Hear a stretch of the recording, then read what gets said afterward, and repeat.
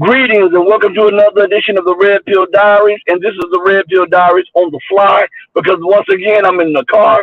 I'm trying to get out content to my channel, and I'm trying to address a lot of news and a lot of issues while I'm on the go, just in case I don't get a chance later on to sit down in my office and talk to you all. I want to first go into this so-called grain deal thing. I want to address that.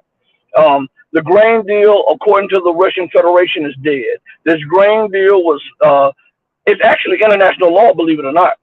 Um, the United States, the EU, and all of the participant nations, including Ukraine and Russia, signed an agreement that Russia would allow for the exportation of grain and grain products from Ukraine to the most needed areas of the world, and that Russia would refrain from using its military to halt that, and that Turkey would be a part of that, and that Turkey's navy will escort the grain ships and to its transit station in Turkey, and then it would be transferred to the most needed areas. But in reality, what happened was the European Union, the United States, and NATO reneged on all of the agreements. They did not reconnect Russian banks to the SWIFT system that were connected to the grain shipments. And at the same time, on top of that, the United States, NATO, and Ukraine were shipping armaments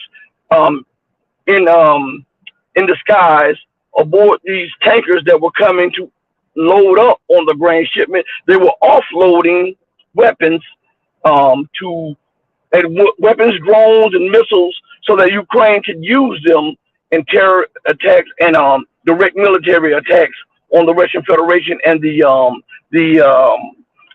war area in the Donbass. So that was the thing. Russia had warned multiple times on multiple occasions that the grain deal was in jeopardy. Now, what's significant about that? Because Europe was still in the grain. And let's put it out there. They said, well, Europe was buying the grain. Yeah, they were buying some, but they were still in the rest of it. And they were housing it in their warehouses. And hardly any of it was going to the places that were agreed upon in the grain deal. So they were backdooring it and reselling it and storing it up, making a killing off of it, and producing feed for their cattle, their crops, and everything else, while the most needed nations, the nations that were in most need of it, were not getting it or having to buy it twice and three times the price of what they were supposed to. Okay. Now, when we address this and Russia's pull out of it, I think that they should have been pulled out of it. I wouldn't have never agreed to it if it was me, because I said it from the jump that this was going to be used as a weapons corridor by the West to supply much needed assistance and weaponry to Ukraine under the guise of humanitarian aid. Listen, you cannot trust the Western world. They will not live up, and they have not lived up to any financial, political, or geopolitical agreement that they have signed. None of them. Now, when we look at that and we say, well, Russia said is the deal is dead. Russia didn't actually pull out of the grain deal. Russia just allowed it to expire and did not re-up on it. Okay. Now, the significance of this is that now Russia said that it will supply Africa and other nations with the same amount of grain that was lost, and plus some, at low prices, and some even free prices. But here's the kicker here. Africa, you missed the ball. You missed the ball on this. I call an ace a ace and a spade a spade. You missed the ball on this one. I want to pull up something for you on this phone here, because I want to be correct when I tell you this. All right, so give me a second. Let's see.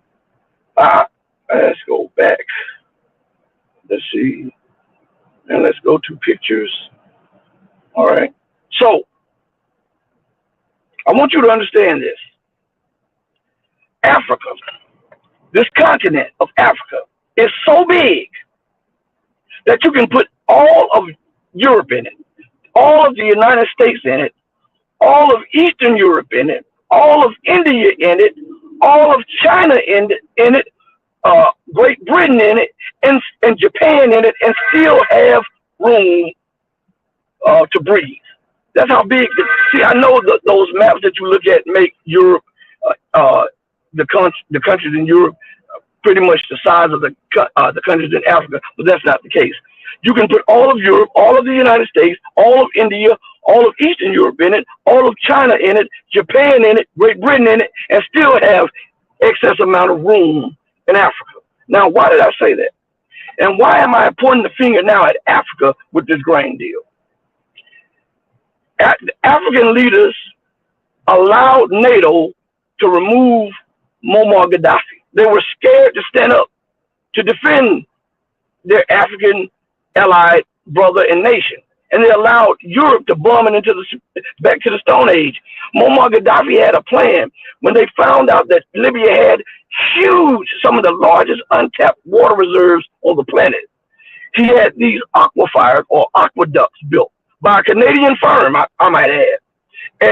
And what he wanted to do is transform Africa into this fertile, well, it's already fertile, but he wanted to transfer part of into a huge breadbasket, not only able to feed Africa, but feed the entire world. And as a matter of fact, one of the first places NATO bombed were the aquifers, okay?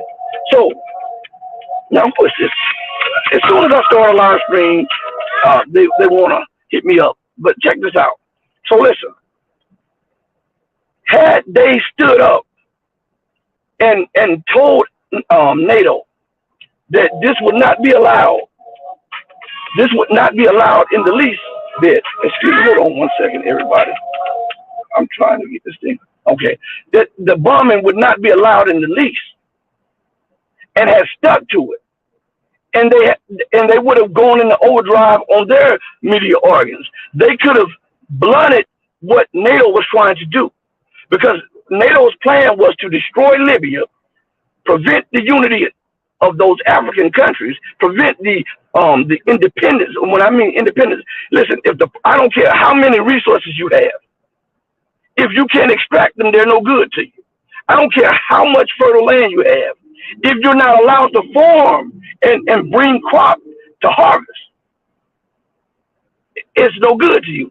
So what Europe was doing, and if you think I'm lying about this, you can actually do the research, because this was talked about prior to and then after the destruction of Libya. If they would have they would have been able to feed the entire world, all right? Meaning that they would not be reliant on Russia to provide it with grain. So they missed the boat. They missed the ball when they were dealing with the European Union, the Garden, which is the political wing of NATO. And now, and people say, well, they could not have resisted NATO militarily. I beg your pardon. Yes, some of the African nations militarily are weak, but South Africa, believe it or not, most people are not aware of this, produces a large amount of military hardware. And they also export a lot of military hardware around the world. And I might add, it is a nuclear power. Even though they dismantled their nuclear weapons, they could reconstitute them at the snap of a finger. So South Africa could have been the linchpin in preventing the bombing and the destruction of the Libyan nation, which was trying to start an economic and political and military union with the nation, with the African continent, the nations at large, so that they can build their own pathway economically and politically and geopolitically, independent of their former colonial masters. They dropped the ball on this one, and now they're paying the price because of this grain deal. And now they must purchase wheat that they can produce themselves, because there's still a huge amount of fertile land in Africa. You just heard me tell you the size of it. And then they must accept handouts free from Russia also. This is an embarrassment. And at the same time, we see another embarrassment with this. Ramaphosa, I think that is his name, the president of Africa, he has allowed the United States and NATO to cower them. And Russia saved face. Russia saved his face, because hold on one second. South Africa is a member of the so-called ICC, the International Criminal Court, right? And if South Africa would have pulled out of this disgusting, vile, and racist system, this organization, they would have weakened its legitimacy and weakened further Western domination. But they allowed the United States to cower them and say, well, you will not be allowed to get these loans from the IMF that is vitally needed for your economy. You will not be allowed to do X, Y, and Z. We will sanction you. If South Africa had any cojones at all, they would have said, well, I tell you what, you do what you do, we'll do what we do. That is a BRICS nation member. We will not allow you to keep us from meeting with the BRICS nation leader. And we will also apply for the very same loans that you turn us down with the BRICS Bank. So South Africa and the continent of Africa dropped the ball on so many levels in this. Now Putin saved the face of Ramaphosa by saying that he will not attend the BRICS meeting, but he will attend it via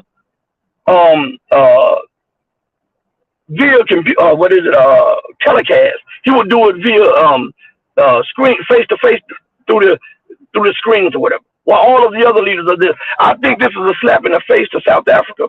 I think it's a slap in the face to the African continent, which is to host the most important meeting of the year.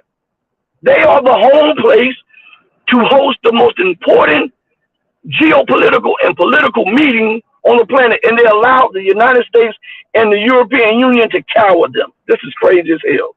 Now, the Ukrainians, on their part, have asked the nation of Turkey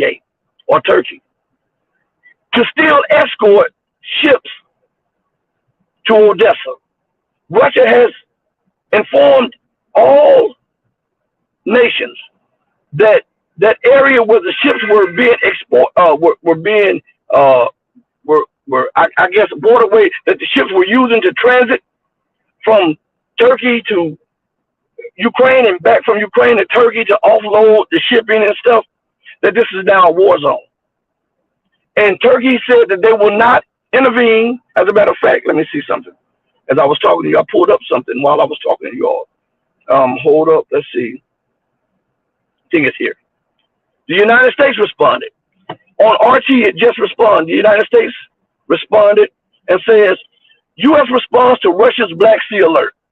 Moscow earlier warned that all ships in the Black Sea headed for Ukrainian ports would be treated as military targets. Now, the article goes on and says this, and by the way, hit the like button. This shows you how I'm trying to work. I'm in the car handling business and still streaming to you and addressing the latest news and giving you a little bit insight on the true matter of what's going on, okay? The article reads like this. The U.S. has no plans to assist ships in entering Ukrainian ports. White House Press Secretary Karine, I think that's her name, Karine Jean-Pierre, confirmed on Wednesday, responding to a reporter's question about the Russian Ministry of Defense's warning that all ships headed for Ukrainian ports in the Black Sea would be considered military targets. Washington will continue to support Ukraine's effort to get Ukrainian grain to the market, Jean-Pierre said, mentioning a $250 million aid package along with seed, fertilizer, and help with crop storage and processing. However, when asked how the U.S. planned to shore up Ukraine's naval capabilities, she offered only a vague pledge to make sure they have what they need to defend themselves. Now stop right there. Let's for a minute, let's reason. What does the Bible say? Come, let us reason together. To reason, one must use God-given faculties and survey the landscape, right? And come up with a logical and sound conclusion. That is reasoning, right? So now, if America is bankrupt and Europe is bankrupt and there's high unemployment all across Europe, there's high unemployment all across the United States, regardless of how they try to furnish the books. We see growing debt problems, right? We see even Joe Biden himself has openly acknowledged that the West has run out and is running out of weapons to send to Ukraine. Now, how can you say this right here, and it'd be a reasonable statement? This is what it says. However, when asked how the U.S. planned to shore up Ukraine's naval capabilities, she offered only a vague pledge to make sure that they have what they need to defend themselves. Now, if you are in short supply of everything, and Russia's military industrial complex is outproducing not just the United States, not just the UK, but the entirety of the Western military industrial complex. And anything and mostly everything that the West supplies Ukraine is bombed, destroyed, or damaged. How in the hell can that be a legitimate statement? I'm asking. Because remember, we're using common sense right now. We're going to reason together. How is that how is that a legitimate statement? I see a comment in this. Hold on, I'm trying to learn how to do this. Mr. God shared. Peace to you. Thank you for being in the chat. Thank you so much. Also, everybody hit the like button. Let me say this also as I'm talking to you all. I'm going to try to do a live stream over on Locals today. So go to the Locals, sign up. I don't know how it works or whatever, but go to the Locals. We did our first live stream on Locals last week. It is the empowerment of truth.locals.com. That's the Red Pill Diaries. The empowerment of truth.locals.com. Go there, and we're going to try to do a live stream later on today. All right. Now check this out. So, if Russia is outproducing the United States, the UK, and the entirety of NATO and its military industrial complex, and you're seeing and you're acknowledging that you're running out of armaments, and that you're running out of money for this, how in the hell can you keep Ukraine supplied with what it needs? You haven't even given it what it needs to rebuff a military juggernaut like Russia. So how can you make these statements? See, my thing is to make you think. My thing is to make you question what they're saying. Sometimes what they're saying is legitimate, and sometimes what they're saying is illegitimate. Just like tonight, I'm going to address a few things that happened in Russia on the channel members, for the channel members. And I'm going to show you some of the things that they said was legitimate, and some of it was a cover-up, okay? And I'm just waiting for a confirmation from a source, and then I'm going to try to do the video and upload it for the channel members, okay? Now, let's go back to Russia has issued a Black Sea alert. Now, I want you to understand this. If Turkey, the UK, or the US, or any nation tries to send warships in this area of the sea, guess what happens? They can be hit, and Russia has the legitimate right under the law, rules of law, to strike, sink, or destroy that vessel.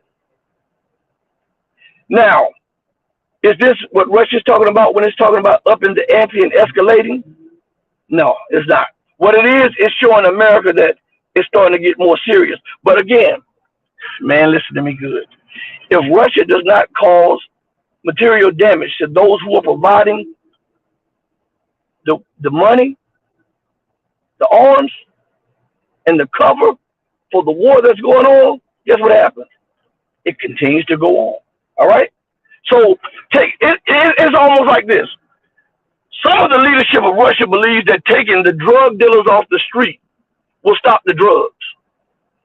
Russia is not attacking the suppliers, the manufacturers and the growers, right? And the distributors, the major distributors. They're attacking on the battlefield the corner street dope dealers. If you don't hit them where it hurts at, you can take out as many dope dealers, street corner dope dealers that you want to.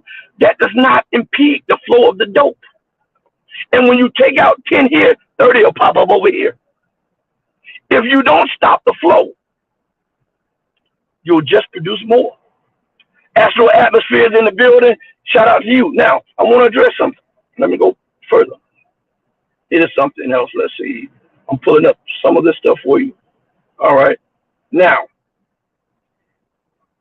on this one, Russia says it's ready to supply grain to those nations that are more in need, while the West sabotages global food supply, global food security. Again, that was one of the plans when they destroyed the aquifers, the aqueducts in Libya, because they could not allow Africa to become self-sufficient in producing food.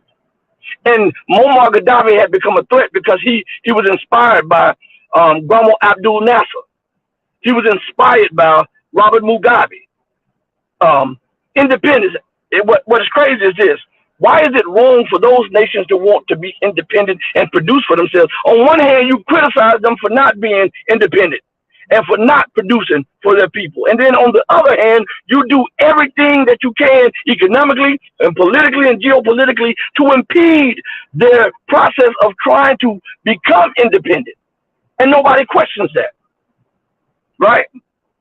So what we want to do, we want to go to the root cause of the problem. We want to address the problem. We want to go right to the core so that we can look into the DNA of this troubled world. We want to look right into the DNA of the root cause of war, destabilization, hunger, homelessness, poverty, unemployment, right? And criminality. So, again, you see how Libya is tied to this. You see how they killed two birds with one stone. They destroyed the gold dinar that Libya, Zimbabwe, South Africa, and a few other nations were in agreements of starting. The gold dinar, which would it would not just be backed by gold, it would be backed by the resources and the commodities of the entire African continent. And the European Union made it up in their mind that this was a no-no. And let me tell you why, for those of you who don't understand. So I have to address these things because nobody addresses them. On the geopolitical scene, right now, the British pound is accepted. The US dollar is accepted. The euro is accepted. And it is accepted on the good faith that you can redeem those currencies for goods and services, right? You can redeem that. And it's just on the good faith of the people that they accept those currencies. But to have a bloc, especially a former ex-colonies, get together and form a union, especially an African union, I want you to see how important what I'm saying is, because Africa has the largest untapped minerals, resources, and commodities on the planet. And if you take that and you make one currency and you back that currency with the good faith of those commodities and those resources, right? Overnight, the economic landscape changes and you have a political earthquake that causes an economic tsunami that wipes out the wealth of the Western world. And what I'm saying is, do your research and see if I'm telling you a lie. This was unacceptable. And so they wanted to overthrow Mugabe, which they did, and they wanted to kill Gaddafi, which they did, and they wanted to put in jail the African president prior to this, which they did, and that stifled, stymied, and stopped the African dinar, the gold-backed dinar, right? And it gave the Western Empire new life.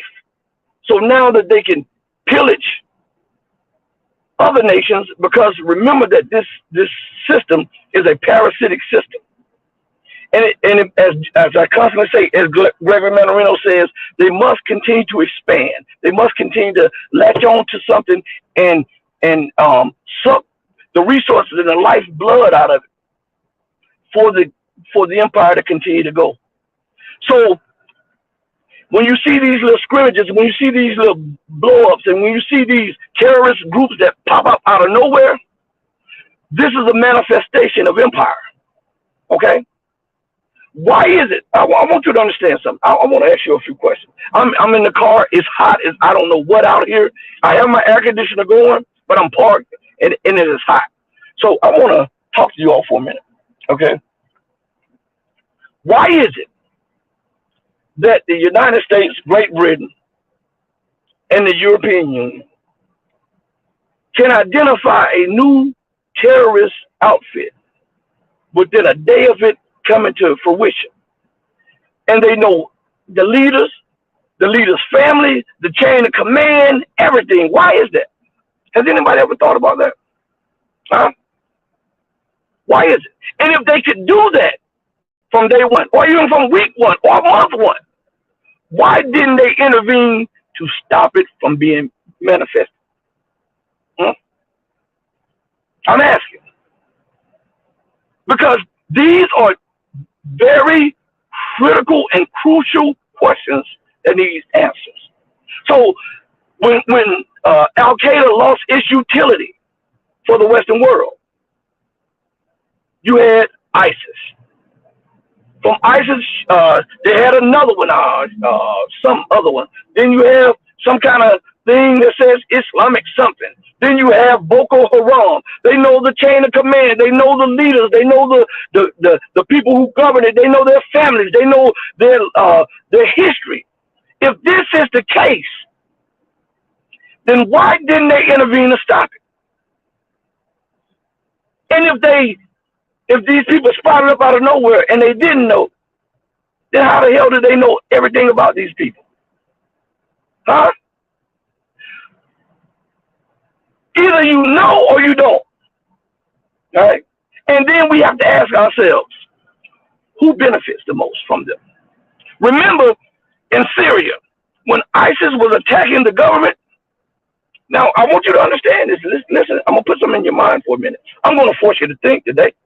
And then you'll understand who controls all of these terrorist outfits, all of these terrorist groups. Okay? Remember that ISIS claims itself to be for a caliphate, or a so-called hereditary rulership of Islam, right? And they want to establish this kingdom according to the Western world, ISIS. And remember, ISIS attacks Syria, right? They didn't attack any U.S. or U.K. base in the military. But they're supposed to be Islamic extremists, but only attacking Islamic nations and Muslims. You ever wonder that? They didn't shoot one missile, one bomb, or one drone into Israel, occupied Palestine. They continued, and they are continuing their war against the Syrian Arab Republic right now, a Muslim nation. Boko Haram is ravaging Muslim nations, but it claims to be a Muslim outfit. ISIS ravaged Iraq, a Muslim nation, didn't fire one bomb, one missile, one drone into Israel, U.S. bases, U.K. bases, Canadian bases, German bases, French bases, Italian bases, Greek bases, Australian bases, New Zealand bases in the Middle East or North Africa. But these are Islamic terrorist organizations, right? But all these organizations do are attack Muslim and Islamic nations. Why? And if so, who benefits?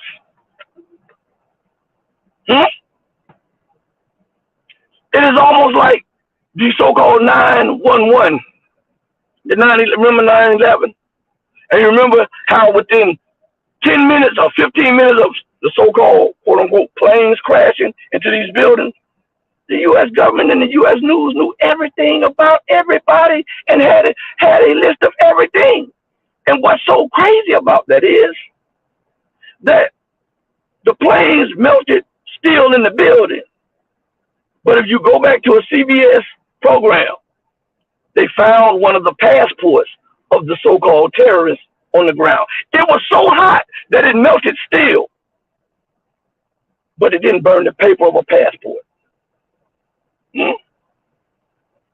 See, what I'm making you do is think.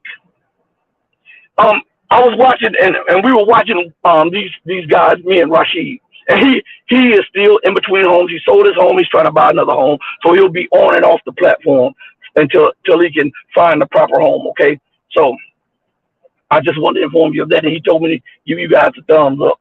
But anyway, so one day Rashid and I we were watching these so-called terrorists that were being filmed, and they were in Iraq, and they were on the back of their pickup trucks. They had their ISIS flags and all of this stuff, right? And you can Google this. Listen, I don't know if they scrubbed this off of Google, but Google U.S. Special Forces with ISIS. U.S. Special Forces tattoo on ISIS terrorists or whatever, something like that. Google it and just play with it until you find it. So we're watching the not documentary, but we're watching them, and they're screaming, "Allahu Akbar, Allahu Akbar," and they keep these things over their faces. And on the back of one of the trucks, you had one with his machine gun, right? And he forgot to let his sleeve down, so his sleeve was up, and he had a U.S. Special Forces tattoo on. A U.S. Special Forces tattoo. I'm not making this up. Again, I ask you, with the division, with the wars, with the instability, who has the motive, the opportunity, and who benefits the most? Remember, when you go to the police station, when you go to the sheriff's office, when you deal with the FBI, the CIA, these are some of the main things that they ask you when they're doing an investigation: motive, opportunity, and who benefits the most. So let us look at the situation with the influx of Boko Haram in North Africa. Who benefits the most? France, the United States, Italy, Germany, Spain, the UK, Australia, Canada. It just so happened to be these are nations in NATO. How do they benefit? They can then ignore nations that are asking them to remove their illegal military outposts in their countries. And the Western press does not even report on this. Because they use this, we're fighting terror, right?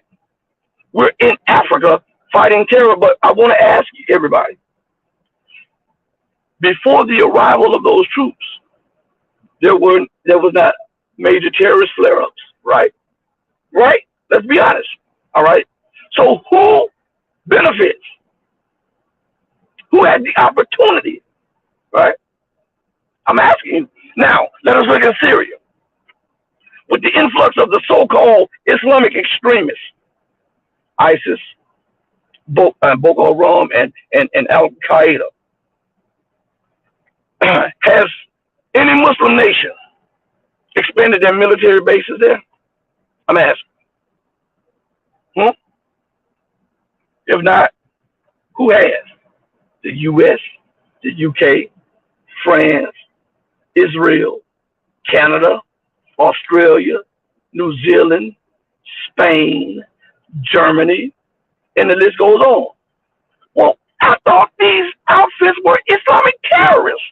And if they're Islamic terrorists, why aren't they attacking Europe and America and Australia and New Zealand and Canada like they're attacking North Africa and the Middle East, the seat of Islam?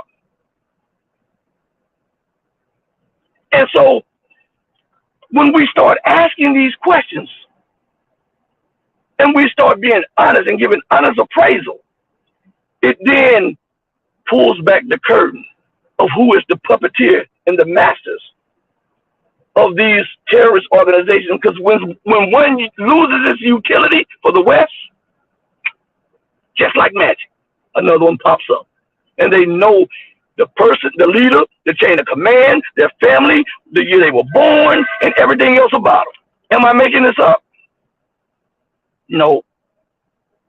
So if the United States funds them, and they do, we have video evidence of the United States in Syria and Iraq transporting ISIS leaders and troops in Black Hawk helicopters out of Syria into Iraq, out of Iraq into Syria, and out of both nations into Afghanistan. And now the Russian Federation has even said that the United States and Great Britain are doing that and flying them over into Ukraine as mercenaries.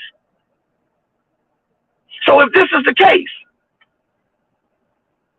then are those Islamic terrorists, if they are if they are beneath the so-called most Christian nation on the planet?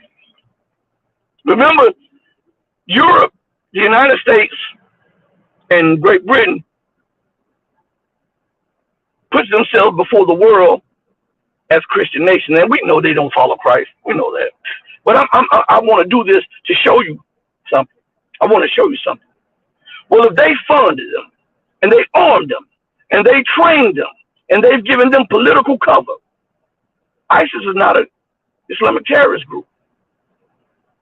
Al-Qaeda is not an Islamic terrorist group. Boko Haram is not an Islamic terrorist group. Just because they scream Allahu Akbar when they're committing crimes does not vindicate them as being Islamic terrorists, right? They have to be Christian terrorists. If the Christian West are the ones funding, training, arming, and protecting them. Allah is not just for the Muslims.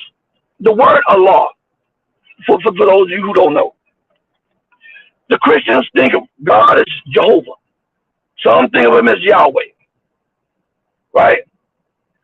You call him by many names.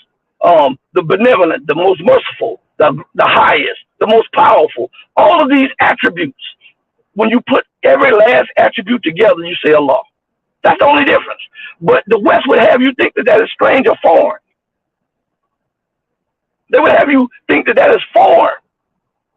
So let me address something, and then we're gonna get into another. We're gonna get into another part of this. And Real True Talk, thank you for joining. Look at this. In the Middle East, there are Christians all across the Middle East and North Africa, right? Some of them with the name Muhammad, Kareem, Abdul, Rasul, Uthman, Rahman, Ali, right?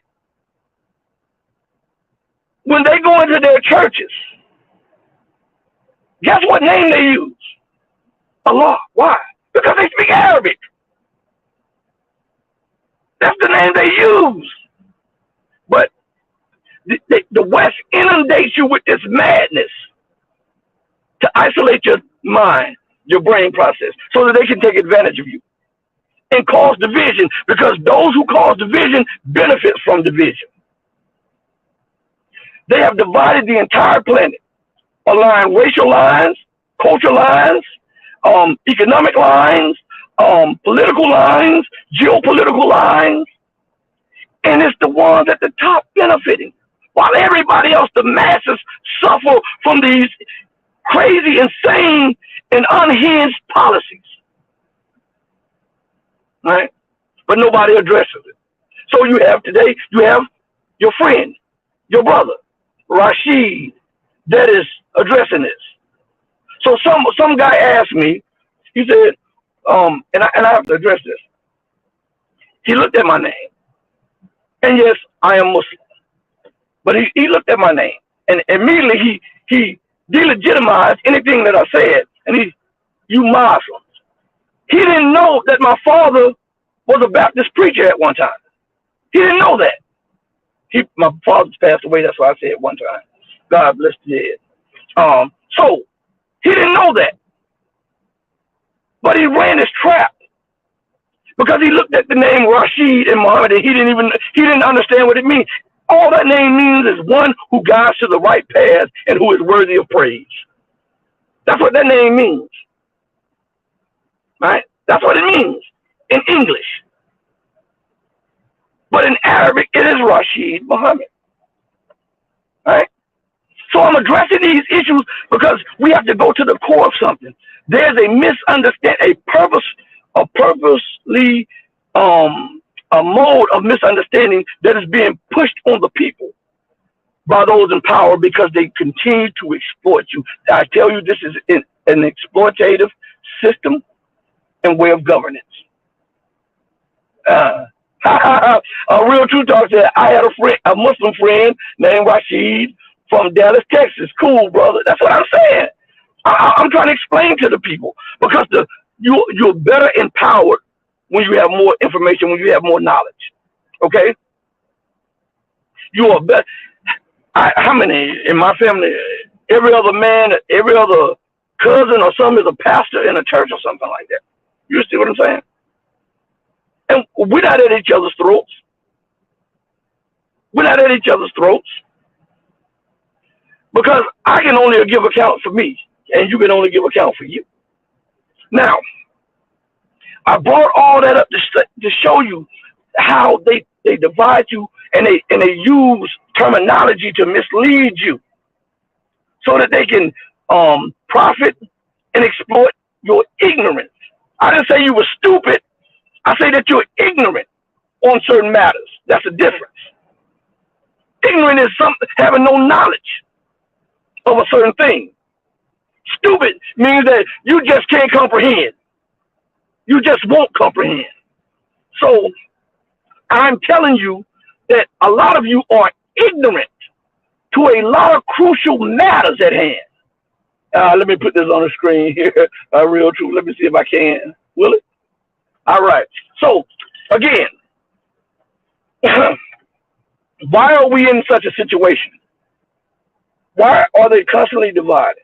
Why are they constantly exploiting? Because the system is imploding. You understand what I'm saying? The system is dying. And the reason that you see Joe Biden, his administration, and the so-called, and I love when they say this, the deep state. I love that. The deep state. As if the deep state is not connected to the government. Right? The deep state is the government. It's just the powers behind the scenes. They are driving the world to war. Guess why? Because they are losing their position. Now, I want you to understand something. Think about this. When America became top dog, even during a World War I and a World War II, right? She didn't push the planet towards extinction, did she? Did she? Why is she doing it now? Why is Britain doing it now? Huh? All one has to do is reflect and look at the state of political, economic, cultural, and geopolitical affairs. The British pound is tied to the dollar. The euro is tied to the dollar. The dollar is losing its position and being challenged. I was looking at something a few days ago. No, yesterday, today, and day before yesterday, and I'll read these little articles that pop up in my feed. Man, these people lie so much, they are rugs. The dollar is being challenged, but it'll be decades before anybody could surpass the dollar. Yeah, the U.S. has debt troubles and the U.S. has this, but there's no viable alternative. See, what they want you to believe when they're talking to you is that if the sky is blue and that blue sky threatens their profit or threatens their position, they gonna tell you that it's raining outside. And what they'll do, they'll stand up in the high rise and pee out the building and tell you it's raining because you see drops dripping down, and then they'll say it over and over and over and over and over again. And before you know it, when they've inundated you with so much propaganda, you know, maybe it is raining. You know, I did see a couple drops. You know, maybe it is raining. Maybe it's not raining right here where I'm standing, but maybe it's raining on the other side of the building. That's how that's how people rationalize the lies that they've been fed. You understand? So the dollar is collapsing. Without the dollar, which is the single most important instrument of power of the Western world loses, guess what? It doesn't just lose its position as the global reserve currency. It loses its position to issue debt and to be able to manipulate prices and economies. Why do you think that there was a big uprising in Egypt a few years ago over the wheat prices?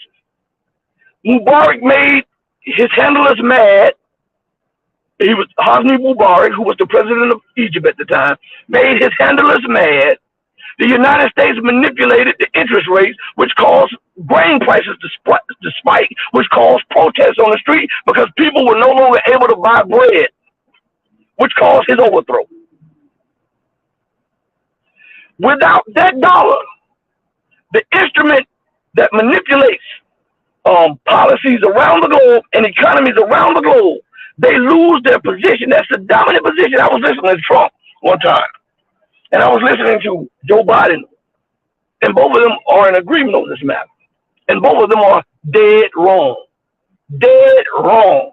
Well, we need a fair playing field, and as long as America is on an even playing field, America can out-compete anybody. That is a lie.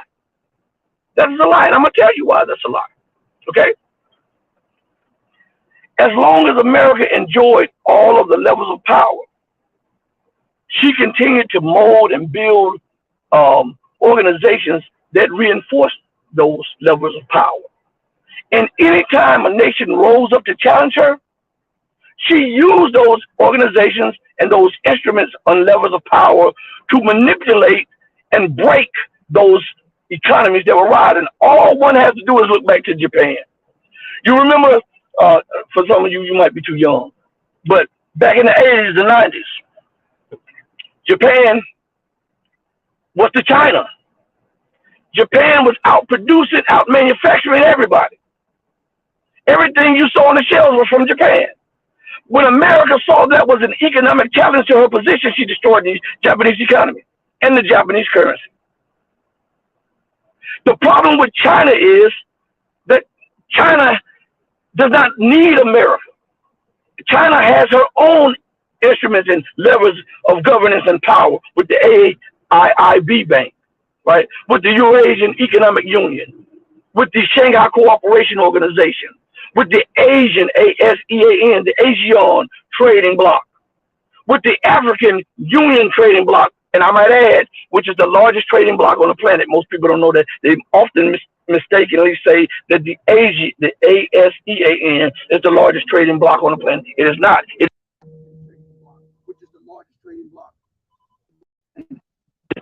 which is the largest trading bloc on the planet. They have the Latin American trading bloc, right? And they have the Belt and Road Initiative. All of these things run contrary to the IMF and the World Bank, which submits Britain, U.S., and Western dominance, power, and influence.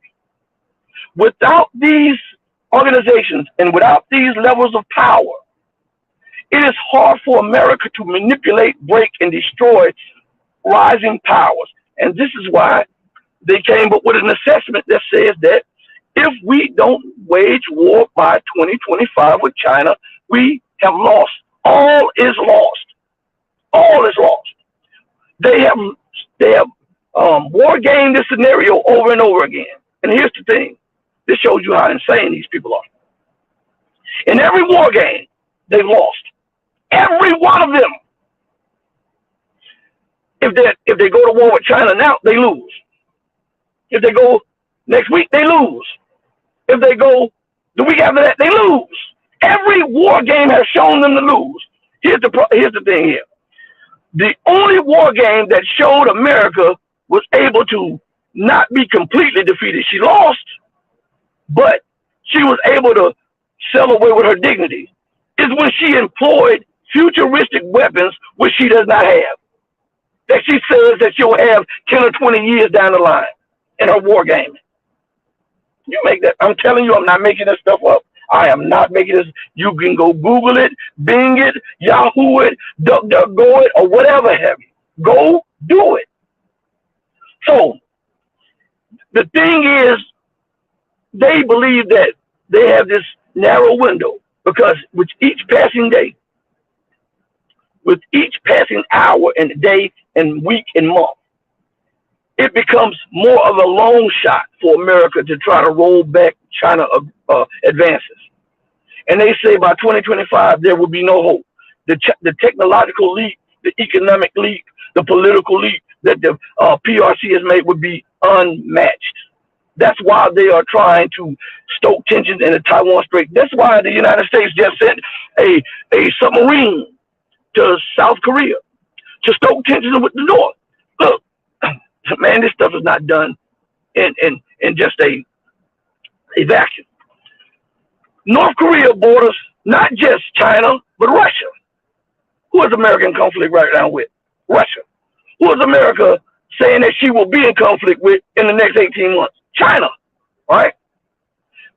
If they could break and collapse the North Korean government, they believe that they can then take the entirety of the Korean Peninsula, and that means that they would have a grip on North Korea's untapped minerals. Remember that there was a study that said North Korea has a huge amount of untapped, rare earths, and huge amounts of gold and silver and all that stuff. And if they could collapse North Korea through economic and political and military pressure, they believe that the South could take over the North, and then America would be free from using or have to beg China for the most critical things that she needs in her economy and in her military. And those are rare earth materials. China controls 90 to 95% of the market of rare earths. And as a matter of fact, China has sanctioned U.S. corporations and companies about buying that and sanctioned the U.S. military on this matter. So it comes as no coincidence that this took place. And then now, yesterday or today, the United States docks I forget what class of submarine, I think it's a nuclear submarine on the Korean Peninsula. And then North Korea then fires 2 ballistic missiles. As a matter of fact, give me 1 second. I believe I can pull some of that up real quick while I'm talking to you all. See, I like to prove what I'm saying. Let's see. Let's go here. Go back one time. Let's see. Give me 1 second while I'm talking to y'all. We're doing this live. I'm in the car. So if I can do this in the car, you guys can sit around and hit that like button. All right. And share the video. And remember that we're going to try to do it live over on Locals. That's the empowerment, THE, empowerment of truth.locals.com. Okay. The empowerment of truth.locals.com. Also go over to our Rumble, sign up, go over to the Twitter, sign up, go over to the Twitch, sign up, go over to Odyssey and sign up. Did I get them all? I'll be proud of myself if I remembered all of them. Well, hold on 1 second. Korea, let's see. Let me put this in the search engine real quick. US. Let's see. All right. So, here we are, right here. Where's that missile at? Reacts to. All right, here we go, right here. All right. It says, what day is this? Okay, it's the 18th. So it's the 18th. So I told you I would pull it up. All I did was go to RT.com and I put in Korea and then I put in US. That's all I did. And the article comes up right here. All right. And it says, North Korea reacts to US nuclear stunt. Pyongyang, that's the capital of North Korea, latest weapons test comes 1 day after a U.S. nuclear missile submarine docked in South Korea for the first time in 4 decades. That's 40 years. For the first time. A nuclear sub. So this was not just a message. Listen. This was not just a message to North Korea. This was a message to China and a message to Russia. And if you look at these nations, North Korea, Russia, and China, they're all connected, right? And then if you look at where America says her strategic interest lies, there is a ring of military bases all in Asia, from Japan all the way down to the Philippines and past that. U.S. have bases all around. This is for war. This is not for peace, right? America says she's for peace and stability. But how can you be for peace and stability when you're always at war? So is everybody else for? You know what that reminds me of? A little kid in the neighborhood is always in a fight. No matter what is going on, the little kid is always in a fight. And it's always somebody else starting the fight. After a while, people get wise. They wisen up and they get wise to the situation and say, you know what? Got to keep our eyes on that little kid there, because every day, every time we turn around, they're in a fight with somebody else, and it's never their fault. They're always the victim, and they always have benign moves and motives and benevolent thoughts, and it's always somebody else that is the aggressor. That's America. That's America. Look around the world. Is she in look? Is she in Colombia? Yeah. Is she in Peru? Yeah. Is she trying to overthrow the Cuban government? The Cuban government says that the United States tried to pull off another color revolution. Go Google this up. All right? She's in Cuba doing it. What about Africa? Let us look at Europe. She's trying to overthrow Viktor Orban, the Hungarian president or prime minister. She went and overthrew the democratically elected government of Viktor Yanukovych in Ukraine. Look what that's led to. Look what she did in Georgia, where she overthrew the government of Georgia and then put in Saakashvili, and then look what happened to Georgia after that. And then they threw Saakashvili out of office or whatever. Right? And then all you have to do is she in the Korean Peninsula? Did North Korea sell a nuclear sub to South Florida?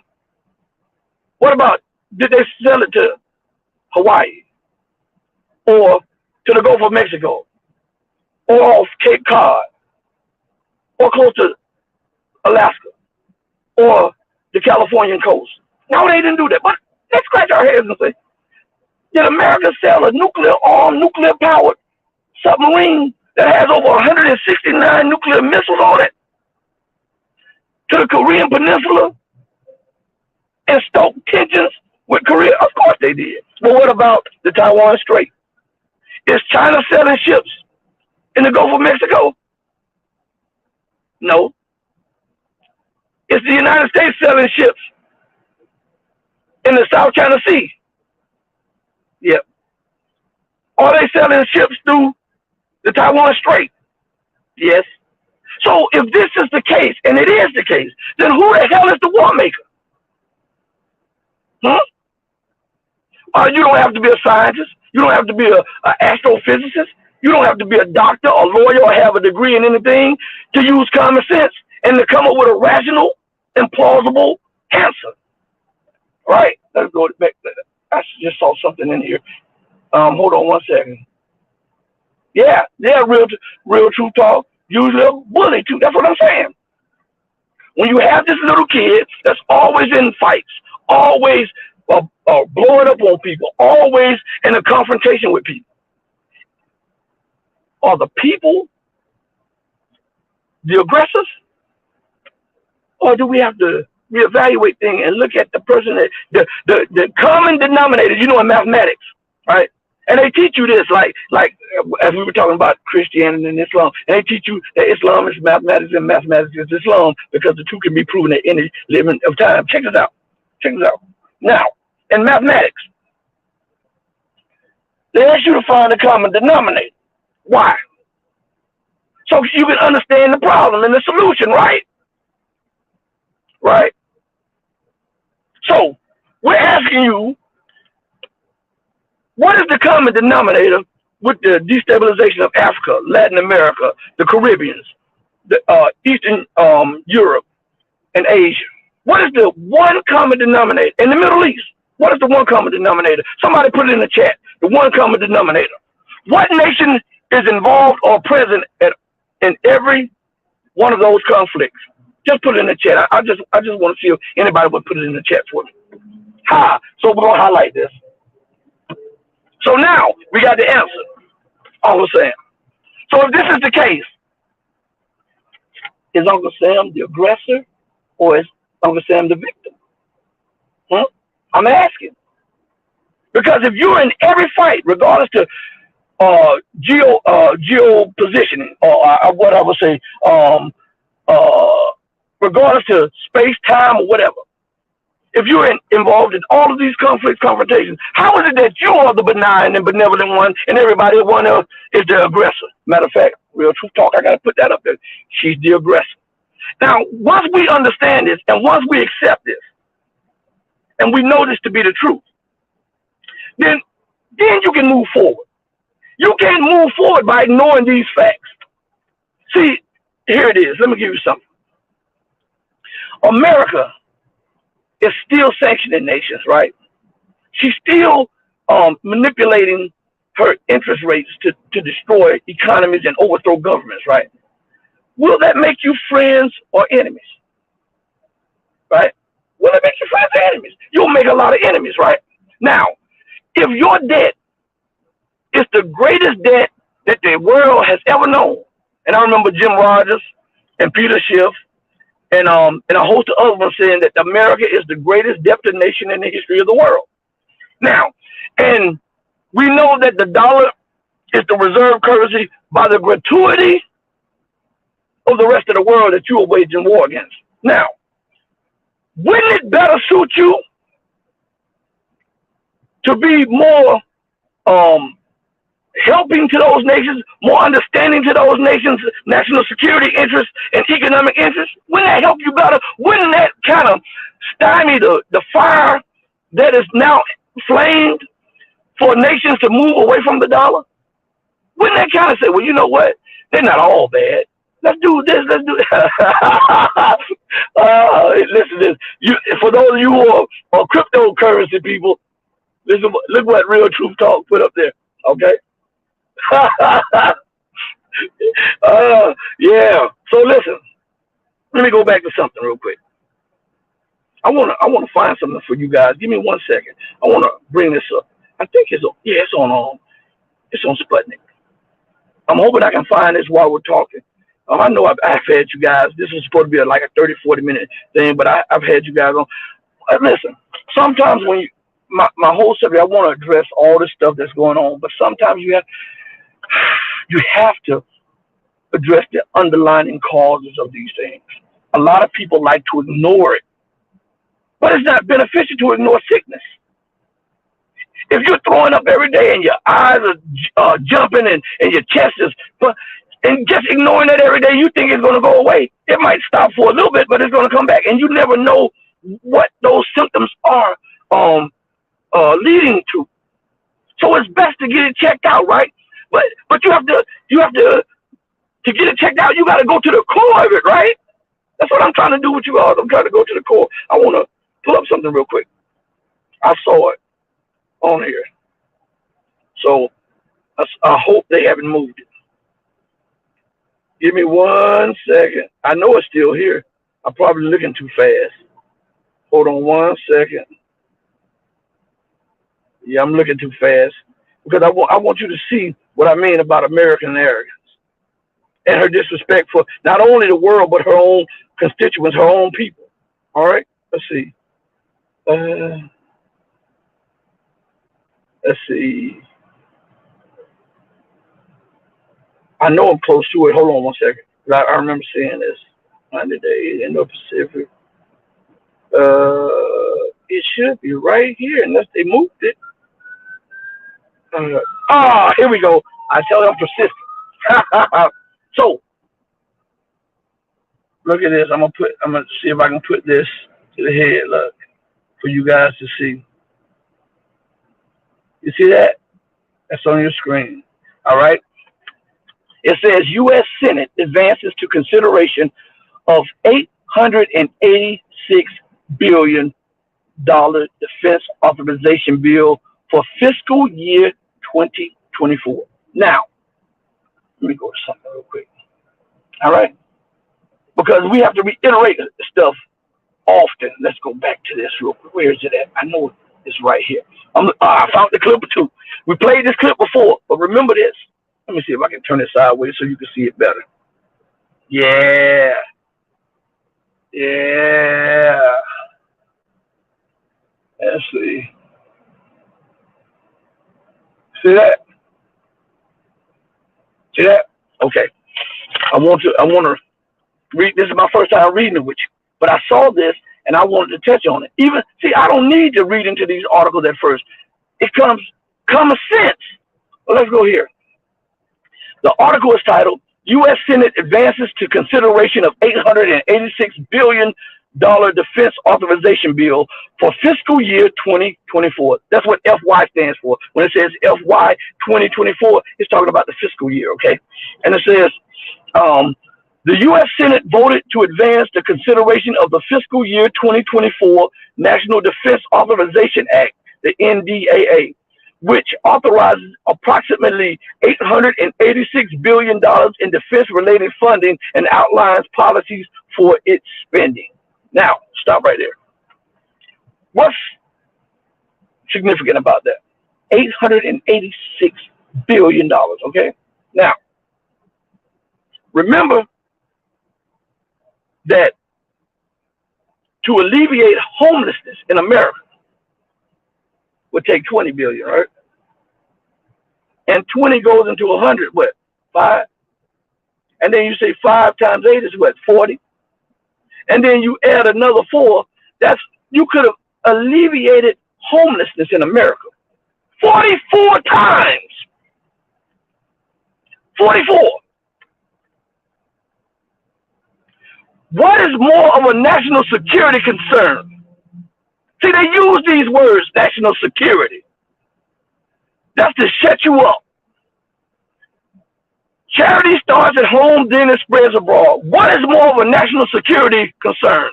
North Korea, which lies 10,000 miles away from your shores, 8,000 miles away from your shores, or the very people who put you in office, or the very people who reside in this country, the ones that you take an oath for to protect. How can you protect them and you letting them live out on the street? How can you protect them?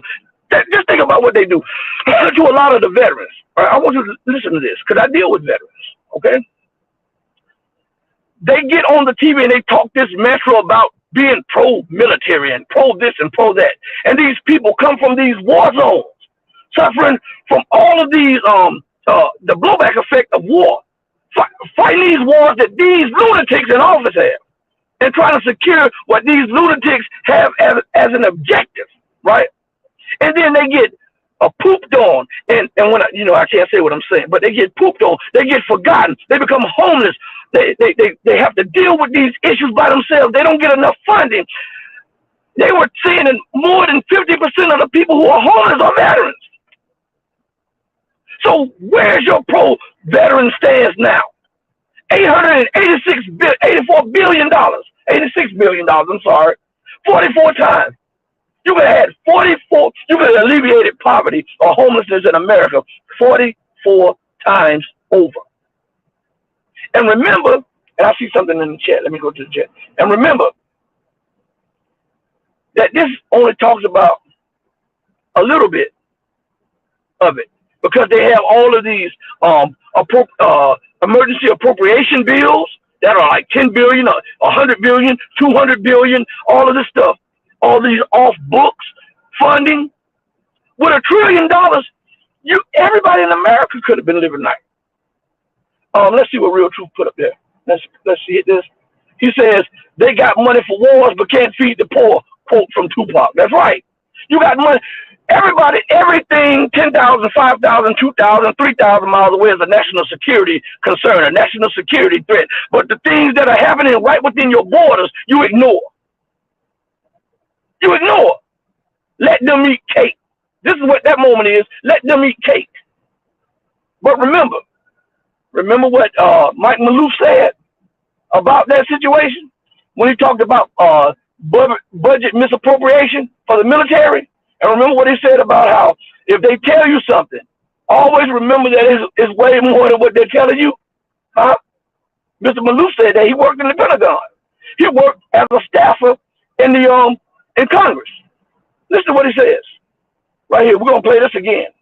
Now, this may come as a surprise or not to some of you. U.S. officials may be stretching the truth when it comes to the real cost of funding the country's war machine. That is according to an American foreign policy think tank whose report concluded that the actual numbers are much higher than what makes it out for public consumption.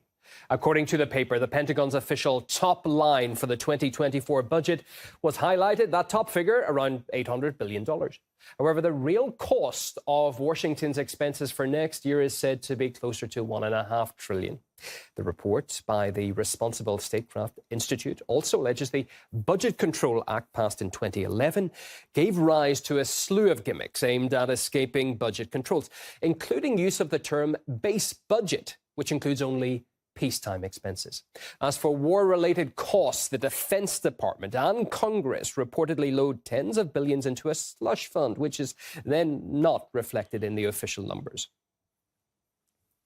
Well, former senior security policy analyst in the Office of the U.S. Secretary of Defense, Michael Maloof, says that budget control loopholes in Washington are designed to favor the Defense Department. The Overseas Contingency Fund is another hidden boondoggle for special operations, and it doesn't have to be reported to the Congress.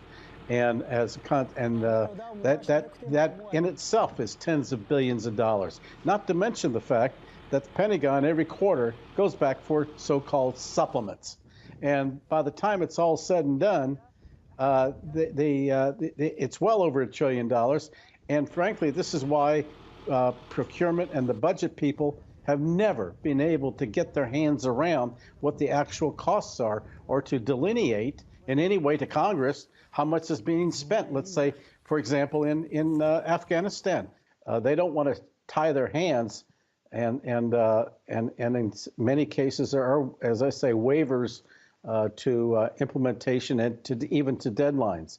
So while I'm not a budget expert, I've seen from the inside certain ways things are completed, how they're calculated, and how they try to end run the system.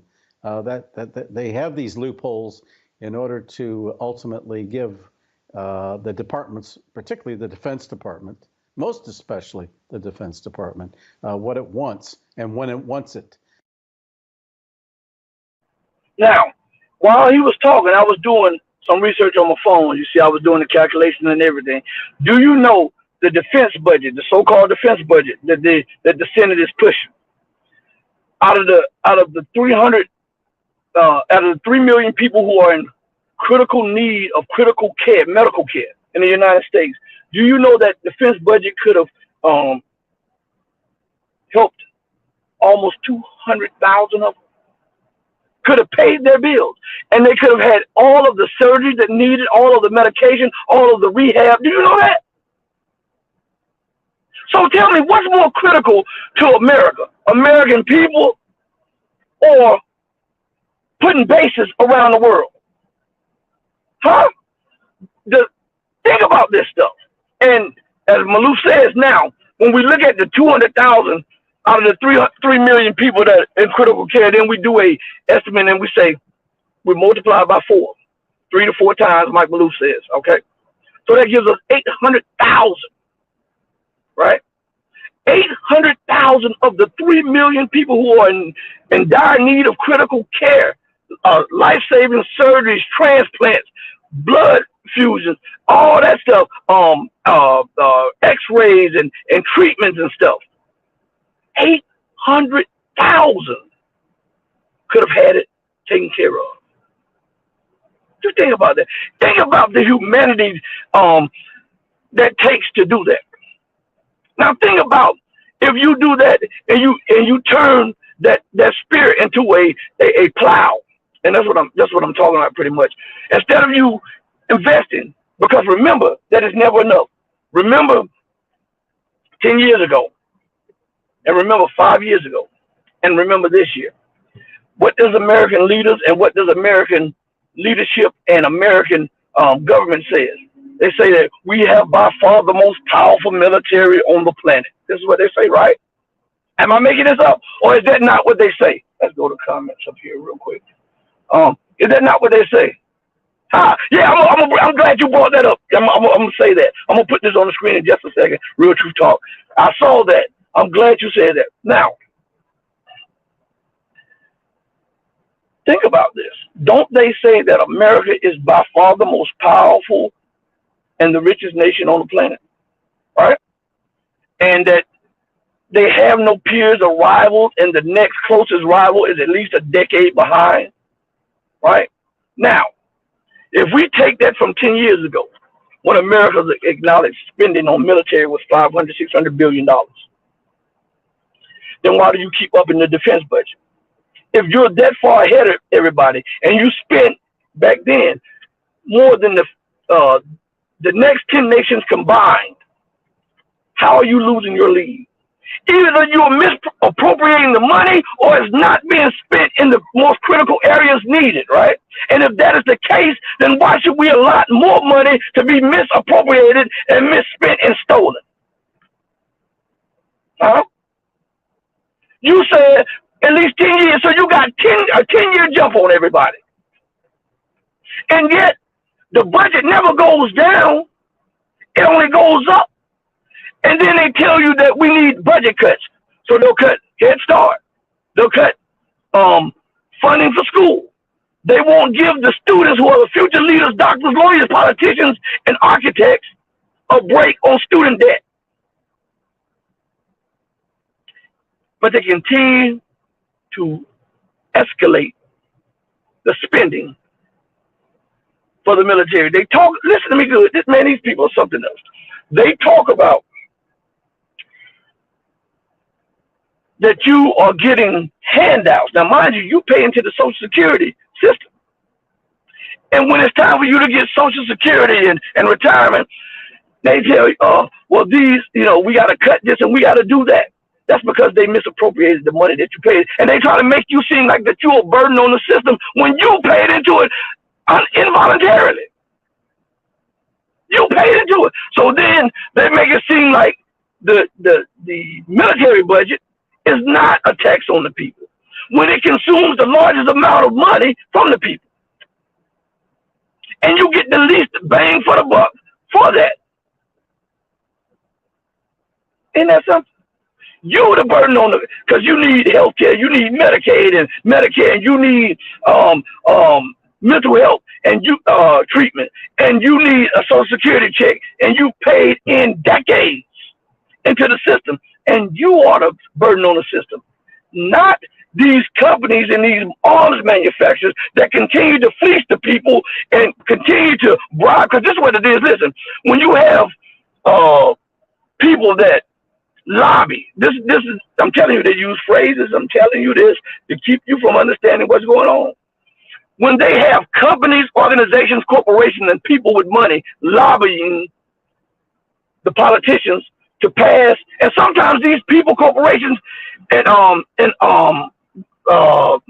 manufacturers even write the bills and pass the bill over to the congressman only for their stamp on it so they can go into law. Now, they lobby. They don't want to tell you they bribe. If I pay you to pass a policy, if I pay you to push an agenda, right? Even if you know that agenda is against the will of the people who put you in office, am I not bribing you? Why should we call, if I do it, why is it bribing? And why do powerful corporations and people get to call it lobbying? Huh? Man, I'm telling you, these people are crazy. Like Real Truth Talk says, like Penn said. Now, this was your vice president. He said it's not his concern when they asked him about the suffering of the American people. Why would you put more money into Ukraine? He said it's not his concern about the suffering of the American people. That's what he was talking about. The former vice president of the United States said that's not his concern. That's not the government's concern. Yet the government taxes you and take your money. So who are they representing? Huh? Because they're not representing the people who are suffering. And they want you to pray for Ukraine. But Ukraine didn't pray for you. When the storms ravage these cities, when you have rioting or uprisings in the cities, is Ukraine praying for you? See, man, listen, stop. We got to stop this. We got to call an ace and a spade a spade.